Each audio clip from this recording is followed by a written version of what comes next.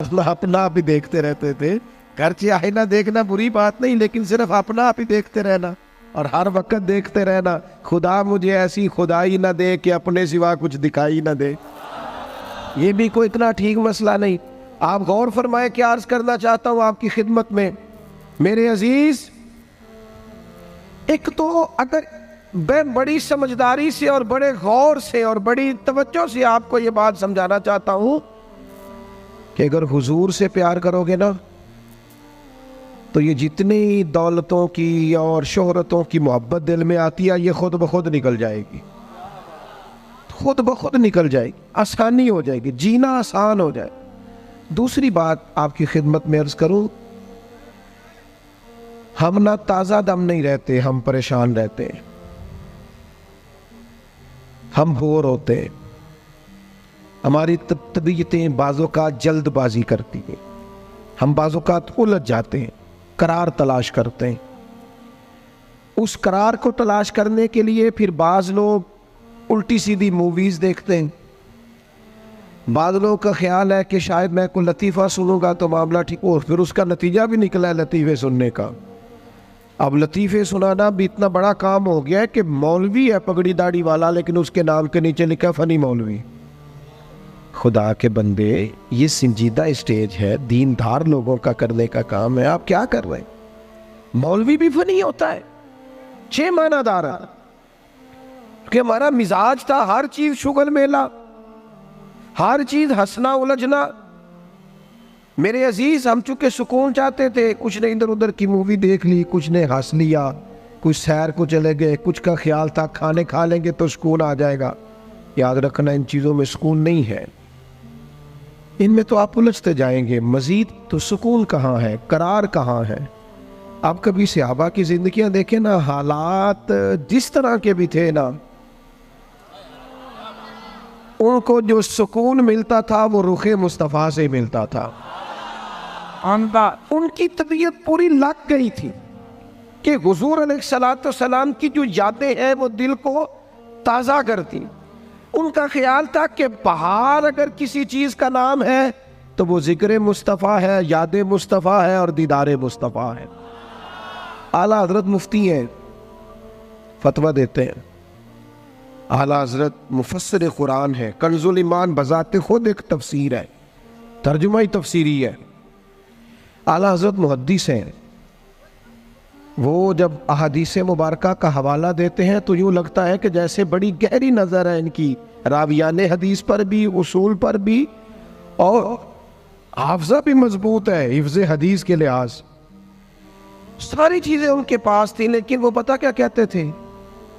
कहते थे ये जो मेरा दिल चमकदार है ना, और ये जो मेरी तबीयत हल्की फुल्की है, उसकी वजह ये है कि उनकी महक ने दिल के गुंचे खिला दिए।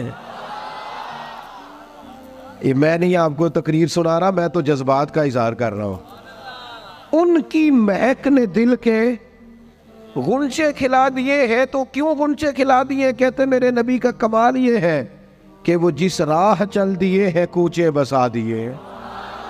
वो जिस राह भी चल दिए हैं कूचे, हुजूर पर थोड़ा गुजर जाए तो काम हो जाता है। करार, सुकून, सारे दुख मिट जाएंगे अगर दिल हुजूर से लगा लोगे। अगर मुहब्बतों का मरकज रसूल पाक को बना लोगे। आप देखें ओहद के मैदान के अंदर काफिर ने एक बड़ी अजीब साजिश की मुसलमानों को परेशान करने के लिए। और तक भाई, आप लोगों की वजह से अगर इतने लोग तकलीफ में हैं तो आपको समझ जल्दी से बैठ जाए जी, जल्दी से जी, फैसला करने में इतनी देर, अल्लाह आपको सलामत रखे, बैठ जाए जी। अब आप खड़े हैं जनाब, आप भी बैठ जाए, अल्लाह आपको बरकत अता फरमाए। अच्छा, एक बंदा महफिल में खड़ा हो जाता है मोबाइल लेके, अल्लाह उन्हें समझना चाहिए कि बाकी सारे कुल भी है मोबाइल। खुदा के बंदे, आपकी वजह से इतने लोग पीछे अगर परेशान है तो आपको समझना चाहिए उस चीज़ को। अल्लाह ताला आप सबको हंसता और मुस्कुराता रखे। नबी पाक की ज़ात से जब आपकी कामिल वाबस्तगी हो जाएगी ना, तो हुजूर की ज़ाते वाला का प्यार, और प्यार लारों वाला नहीं होना चाहिए, खाली जलसे महफिल में और माए का हाथ में आया तो इश्क का दावा तगड़ा, खाली इस तरह नहीं। तन्हाई में भी तू रोए हुजूर की बारगाह।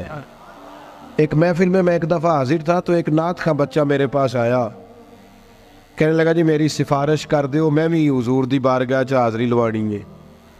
मैं क्या पुत्र तू घर जाके पढ़ लै, उत्थे भी हाज़री लग जाएगी कि 4000 बंदा चाहिए हाज़री लवाने लई। हुजूर की बारगाह में तो जहाँ बैठ के भी पढ़े हाज़री लग जाती है। इसके लिए क्या साज संवर के मजलिस ही फ़कत हो तो हाज़री लगती है? ये भी आला हाज़री है, पर वो तो वल्लाह वो सुन लेंगे और फरियाद को पहुँचेंगे हम। बस इतना तो हो, कोई फरियाद करे दिल से, तू बात तो दिल से कर। आपकी जब कामिल वाबस्तगी हुजूर से हो जाएगी ना, तो ये गुर्बतों का डर, ये परेशानियां, ये आजमाइशें, एक जगह रोना नहीं रोया हजरत बिलाल ने कभी अपनी गरीबी का, एक जगह परेशान नहीं हुए कभी हजरत सलमान फारसी के मैं परदेसी हूँ, एक जगह भी कभी जनाब सुहैबी रूमी को तकलीफ नहीं हुई। क्यों भला? इसलिए कि हुजूर की मोहब्बत ऐसी दवा है जो हर बीमारी से शिफा अता कर देती। ओहद के मैदान में काफिरों ने एक चाल चली थी। उनको पता था कि कौन सी बात मुसलमानों को ज्यादा परेशान कर सकती है। उन्होंने एक अफवाह फैला दी थी कि माज़अल्लाह हुजूर को शहीद कर दिया गया। उसकी वजह से शदीद परेशान हुए सहाबा, और जंग के जो नतायज बरअक्स आए उसकी बड़ी वजह यह अफवाह भी बनी। अब सहाबा बड़े परेशान थे, हुजूर शहीद हो गए। कुछ लोग ना मैदान उहद से जब वापिस आ रहे थे ना, जंग खत्म होने के बाद, एक खातून जा रही थी मैदान जंग की जानिब। औरतें अपने मिजाज के लिहाज से कमज़ोर होती है कल्बी तौर पर, और बड़ी खूबसूरत बात लिखी है उलमा ने, कहते हैं औरत के दिल में दर्द ज़्यादा होता है ना, प्यार ज़्यादा होता है, और ये जो वो कमज़ोर वाक़या हुई है इसे ऐब ना समझो। इसीलिए तो अल्लाह ने बच्चे को पालने का ज़िम्मा उसका लगाया है कि वो शफ़क़त ज़्यादा रखती है, मोहब्बत ज़्यादा रखती है, दर्द दिल ज़्यादा रखती। इसलिए जिस दर्द से वो बच्चे को पाल लेती है ना। मेरा बेटा एक दिन घर में कुछ पका हुआ था, उसकी अम्मा कहने लगी खाना खाओ, कहता है मैं नहीं खाना। ओदी अम्मा कहती मैं बड़ा जोर लाया, बड़ी मेहनत की थी, बड़ी गर्मी च पकाया, अज तो यही खाना पड़ा है। कहने लगा मैं नहीं खाना, मैं आराम से खाना खा रहा हूँ। अब वो माँ बेटा बहस कर रहे हैं। थोड़ी देर गुजर गई तो मैनू कहती तुसी क्यों नहीं बोलते? मैं क्या मैनू पता है किन्ने जितना है, थोड़ी देर बाद खलो जाओ, मैनू पता है किन्ने जितना है। वो बच्चा उठ के अंदर चला गया, कहने लगा मैं नहीं खाता, तुसी खाओ। वो फिर 5 मिनट लगे तो वो पकाना शुरू करता जो बच्चा कह रहे थे। तो मैं क्या मैंने तो पता है ना नतीजा की है, तो इस बहस में जाने की ज़रूरत है। इसलिए कि माँ औलाद के सामने हमेशा ही हार जाती है। वो औलाद के सामने जीत सकती, वो नहीं जीत सकती ना। शफकत ऐसी है। औरतें मिजाज के लिहाज से अल्लाह ताला ने नरमी दी होती, इसको ऐब ना जाना जाए, ये अल्लाह ताला ने उन्हें वदियत की है चीज़। तो खातून जा रही है मैदान उहद की जानिब, वहां से सहाबा आ रहे। तो खातून पूछती है सहाबा से हुजूर का क्या हाल है? तो एक सहाबी अपने लहजे में गोया कहने लगे खबर मुश्किल है, पर तुझे सुनानी भी ज़रूरी है। इस जंग में तेरे भाई का इंतकाल हो गया है। बहन के लिए इससे बड़ी भी कोई खबर होगी कि भाई का इंतकाल हो गया? वो खातून ने ये खबर सुनी, इन्ना लिल्लाहि व इन्ना इलैहि राजिऊन पढ़ा, आगे गुजर गई। अगले सहाबी से जाके पूछती है हुजूर का क्या हाल है, और बेचैन है, दौड़ी जा रही। ये मेरी बात को समझे आप। किसी एक जगह जब आपकी मोहब्बत का गलबा होता है तो फिर बाज गम लगते ही नहीं। आपकी कैफियत ही और होती है जिंदगी गुजारने में। आगे बढ़ी, एक और सहाबी मिले, उनसे पूछती है हुजूर का क्या हाल है? तो कहने लगे मेरे पास तेरे लिए एक बड़ी सख्त खबर है,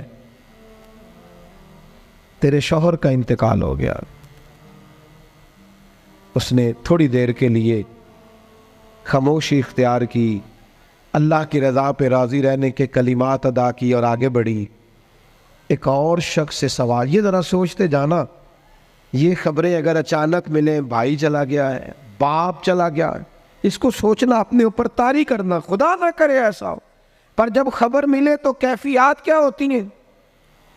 वो खातून आगे बढ़ी तो एक शख्स और मिला, पूछती है ज़रा बताओ ना हुजूर का क्या हाल है? तो कहने लगे मेरे पास तेरे लिए खबर है कि तेरे वालिद भी इस जंग में शहीद हो गए। बेटियों का तो मेका ही बाप से होता है, माँ से होता है। वालिद चले गए, थोड़ी देर के लिए गर्दन झुकी, कलिमात अदा की, और फिर पूछती है सियाबी से, वालिद चले गए, भाई चले गए, शौहर चले गए, मुझे बताओ कि मेरे नबी पाक का क्या हाल है। तो सियाबी कहने लगे, अल्हम्दुलिल्लाह मैं ज़ियारत करके आया हूँ, रसूल पाक बिल्कुल ठीक है। आखिर में आप लोगों से गुजारिश है कि अगर आपको हमारी ये कोशिश पसंद आई हो तो इसे ज़्यादा से ज़्यादा सदका जारिया के तौर पर शेयर करें। अल्लाह आप सबको अपनी हिफ्ज़ व अमान में रखे। आमीन।